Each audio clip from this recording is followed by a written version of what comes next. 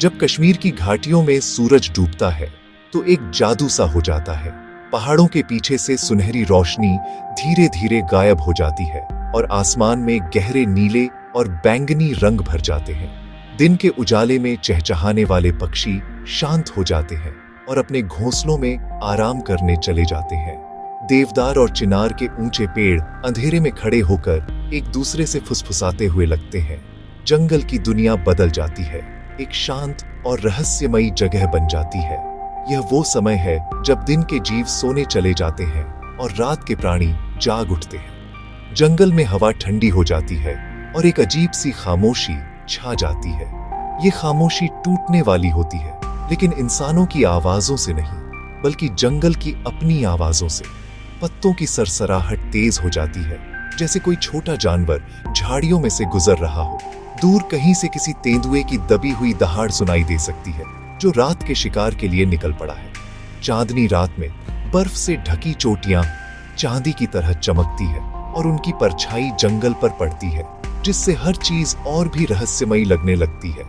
यह एक ऐसी दुनिया है जो दिन के शोर शराबे से बिल्कुल अलग है। इसी बदलती हुई दुनिया में जंगल के असली राजा जागते हैं। वे पंखों वाले प्राणी हैं, जिनकी बड़ी बड़ी आंखें अंधेरे में देख सकती हैं। ये कश्मीर के रहस्यमयी उल्लू हैं, जो रात के अंधेरे के मालिक हैं। जब बाकी सब सो रहे होते हैं तो उनकी जिंदगी शुरू होती है। वे अपनी बड़ी गहरी आंखों से दुनिया को देखते हैं, जो हर छोटी से छोटी हरकत को भी पकड़ लेती है। उनका समय अब शुरू हुआ है, जब जंगल पूरी तरह से उनका हो जाता है। वे चुपचाप अपनी डालियों पर बैठते हैं, रात के संगीत को सुनते हैं और अपने शिकार का इंतजार करते हैं। बैम के अंधेरे में जंगल एक अलग ही रूप ले लेता है। दिन में जो रास्ते जाने पहचाने लगते थे, वे अब अनजान और डरावने लग सकते हैं। पेड़ों की परछाइयां लंबी होकर जमीन पर नाचती हैं, जैसे कोई भूतिया आकृति हो। लेकिन यह डरने का समय नहीं है, बल्कि यह समय है जंगल के दूसरे पहलू को जानने का। यह समय है उल्लुओं का, जो इस अंधेरे में आराम से रहते हैं। उनके लिए रात डर की नहीं, बल्कि जीवन की निशानी है। वे इस अंधेरे के साथ एक हो जाते हैं और उनकी मौजूदगी जंगल को और भी जादुई बना देती है। उल्लू रात के बेहद ही कुशल जीव होते हैं। उनकी जिंदगी अंधेरे में ही फलती फूलती है, जहां उनकी अनोखी क्षमताएं काम आती हैं। दिन के समय वे ऊंचे पेड़ों के खोखले तनों में या घनी पत्तियों के पीछे छिपे रहते हैं, ताकि कोई उन्हें परेशान न कर सके। उनका भूरा और चिट्टीदार रंग उन्हें पेड़ की छाल से बिल्कुल मिला देता है, जिससे उन्हें ढूंढना लगभग नामुमकिन हो जाता है। वे चुपचाप सोते हैं, अपनी ऊर्जा बचाते हुए, क्योंकि उनकी असली मेहनत तो रात में शुरू होनी है। यह छिपाव उन्हें दिन के शिकारियों जैसे बाज और चील से भी बचाता है। जैसे ही शाम ढलती है, उल्लू की बड़ी बड़ी आंखें खुल जाती हैं। ये आंखें इंसानों की आंखों से बहुत अलग होती हैं। वे अंधेरे में देखने के लिए बनी हैं। वे इतनी संवेदनशील होती हैं कि चांद की हल्की सी रोशनी में भी वे एक छोटे से चूहे को जमीन पर दौड़ते हुए देख सकते हैं। उनकी आंखें हिल नहीं सकती, इसलिए उन्हें अपना सिर घुमाना पड़ता है। एक उल्लू अपनी गर्दन को लगभग पूरी तरह से घुमा सकता है, जिससे वह अपने चारों ओर बिना हिले डुले देख सकता है। यह क्षमता उन्हें एक बेहतरीन शिकारी बनाती है, जो हर दिशा में नजर रख सकता है। उल्लुओं की सुनने की शक्ति भी कमाल की होती है। उनके कान उनके चेहरे पर पंखों के नीचे छिपे होते हैं और वे बहुत शक्तिशाली होते हैं। वे पत्तों के नीचे छिपे किसी कीड़े की हल्की सी हरकत या घास में सरसराते सांप की आवाज भी सुन सकते हैं। उनका चेहरा एक डिश एंटीना की तरह काम करता है, जो आवाजों को इकट्ठा करके उनके कानों तक पहुंचाता है। इस वजह से वे अंधेरे में सिर्फ सुनकर ही अपने शिकार की सही जगह का पता लगा लेते हैं। यह उनके लिए अंधेरे में देखने जितना ही जरूरी है, खासकर जब शिकार घनी झाड़ियों में छिपा हो। रात में उल्लू का जीवन केवल शिकार तक ही सीमित नहीं होता, यह उनके सामाजिक जीवन का भी समय होता है। वे अपनी विशेष आवाजों से एक दूसरे से बात करते हैं। वे अपने क्षेत्र की घोषणा करते हैं, अपने साथी को बुलाते हैं और दूसरे उल्लुओं को चेतावनी देते हैं कि वे दूर रहें। वे अपने बच्चों को भी रात में ही उड़ना और शिकार करना सिखाते हैं। पूरा परिवार रात के अंधेरे में सक्रिय हो जाता है, जिससे जंगल का सन्नाटा उनकी रहस्यमयी आवाजों से भर जाता है। उनका जीवन एक छिपा हुआ अध्याय है जो केवल रात के अंधेरे में ही पढ़ा जा सकता है। कश्मीर के जंगलों में रात की खामोशी अक्सर उल्लुओं की अनोखी और थोड़ी डरावनी आवाजों से टूटती है। हर उल्लू की अपनी एक खास पुकार होती है। कुछ उल्लू गहरी हूट हूट की आवाज निकालते हैं जो रात के सन्नाटे में दूर तक गूंजती है। ये आवाज अक्सर कहानियों और लोक कथाओं में सुनाई देती है जो रात को और भी रहस्यमयी बना देती है। दूसरी प्रजातियां तीखी चीख या सीटी जैसी आवाजें निकालती हैं। ये आवाजें सिर्फ डरावनी नहीं होती, ये उनके संवाद का एक महत्वपूर्ण हिस्सा है। इन आवाजों से वे अपने साथियों से जुड़ते हैं और अपने इलाके की सीमाओं को तय करते हैं।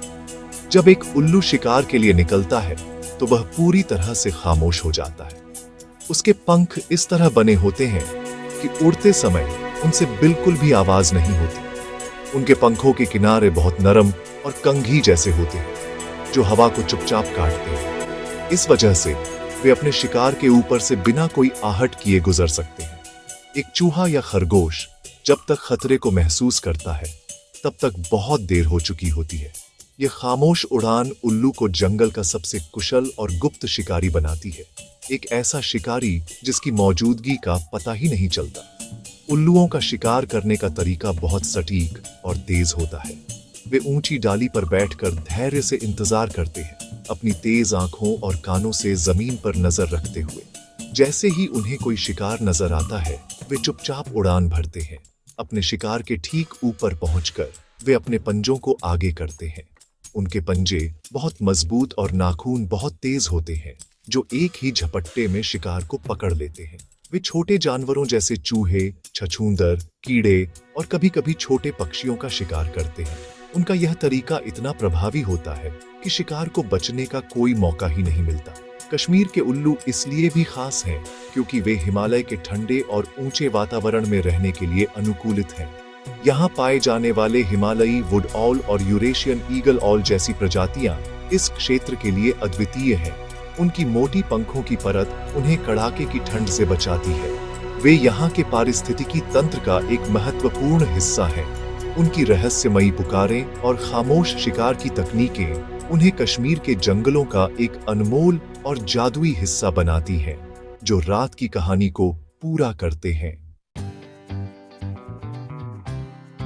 उल्लू सिर्फ रहस्यमयी शिकारी ही नहीं है, बल्कि वे जंगल के स्वास्थ्य के लिए बहुत महत्वपूर्ण है। वे जंगल के छोटे सफाई कर्मी की तरह काम करते हैं। वे चूहे, छछूंदर और दूसरे कुतरने वाले जानवरों की आबादी को नियंत्रित करते हैं। अगर इन जानवरों की संख्या बहुत ज्यादा बढ़ जाए तो वे फसलों को नुकसान पहुंचा सकते हैं और पेड़ों की जड़ों को खाकर जंगल को भी नुकसान पहुंचा सकते हैं। उल्लू इन जानवरों का शिकार करके एक प्राकृतिक संतुलन बनाए रखते हैं, जिससे पूरा जंगल स्वस्थ रहता है। इस तरह वे बिना किसी को बताए चुपचाप जंगल की सेवा करते हैं। जंगल में हर जीव एक दूसरे से जुड़ा होता है। उल्लू इस खाद्य श्रृंखला में एक महत्वपूर्ण शिकारी हैं। वे छोटे जानवरों को खाते हैं और कभी-कभी वे खुद भी बड़े शिकारियों जैसे कि तेंदुओं का शिकार बन सकते हैं। उनका होना यह बताता है कि जंगल स्वस्थ है और उसमें जीवन का चक्र सही ढंग से चल रहा है।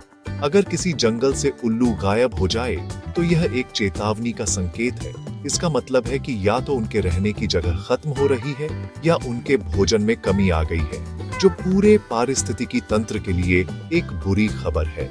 दुर्भाग्य से आज उल्लुओं और उनके घरों को कई खतरों का सामना करना पड़ रहा है। जंगलों की कटाई के कारण उनके रहने और घोंसले बनाने की जगहें कम हो रही हैं। जब पेड़ कटते हैं तो उल्लुओं के घर उजड़ जाते हैं। इसके अलावा खेती में कीटनाशकों का बढ़ता उपयोग भी उनके लिए खतरनाक है। जब उल्लू ऐसे कीड़े या चूहे खाते हैं जिन्होंने जहरीले कीटनाशक खाए हों, तो वह जहर उनके शरीर में भी चला जाता है और उन्हें बीमार कर सकता है या मार सकता है। इन खतरों से उनकी संख्या धीरे-धीरे कम हो रही है। इसलिए इन शानदार पक्षियों और उनके घरों की रक्षा करना हमारा कर्तव्य है। हमें जंगलों को कटने से बचाना होगा और यह सुनिश्चित करना होगा कि उल्लुओं के पास रहने के लिए सुरक्षित जगह हो। हमें कीटनाशकों का उपयोग कम करना चाहिए ताकि उनका भोजन सुरक्षित रहे। जब हम उल्लुओं की रक्षा करते हैं तो हम सिर्फ एक पक्षी को नहीं बचाते, बल्कि हम पूरे जंगल के संतुलन को बनाए रखने में मदद करते हैं। ये रात के खामोश रक्षक हमारे सम्मान और सुरक्षा के हकदार हैं, ताकि आने वाली पीढ़ियां भी कश्मीर के जंगलों में उनकी रहस्यमयी पुकार सुन सकें।